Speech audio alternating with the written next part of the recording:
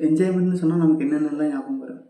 ஃப்ரெண்ட்ஸோட ட்ரிப் போகிறது, ட்ராவல் பண்ணுறது, மூவிஸ் பார்க்குறது, சீரிஸ் பார்க்குறது, இந்த மாதிரி என்டர்டெயின்மெண்ட்டான விஷயங்கள்.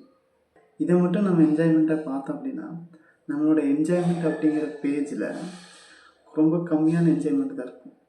அண்ட் இது மட்டும் ரியல் என்ஜாய்மெண்ட் கிடையாது. என்னை பொறுத்த வரைக்கும் நம்ம லைஃபே ஒரு என்ஜாய்மெண்ட் தான். அது எப்படி அப்படி இருக்கும் அப்படின்னு கேட்டிங்கன்னா, நீங்கள் ஒரு விஷயம் பண்ணுறீங்க அப்படின்னா அந்த விஷயத்தில் நீங்கள் என்ஜாய் பண்ணி பண்ணணும். அதை என்ஜாய் பண்ணி பண்ணும்போது தான் உங்களுக்கு ரியல் லைஃப் என்ஜாய்மெண்ட் கிடைக்கும்.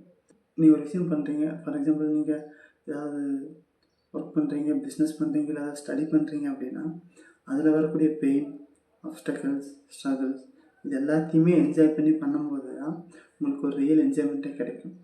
நீங்கள் திரும்பி பார்க்கும்போது உங்களோட லைஃப்பில் ரியல் என்ஜாய்மெண்ட் அப்படின்னு பார்க்கும்போது இது எல்லாமே இருக்கும்.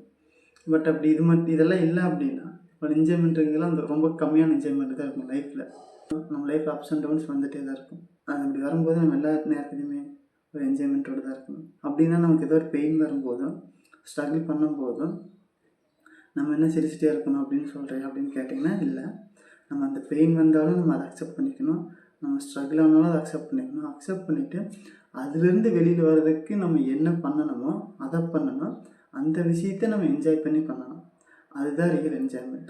இந்த என்ஜாய்மெண்ட் உங்களுக்கு எப்போ கிடைக்கும் அப்படின்னா உங்களுக்கு பிடிச்சி நீங்கள் அதை பண்ணும்போது மட்டும்தான். ஸோ நீங்கள் எந்த விஷயம் பண்ணாலுமே அதை பிடிச்சி பண்ணுங்கள்.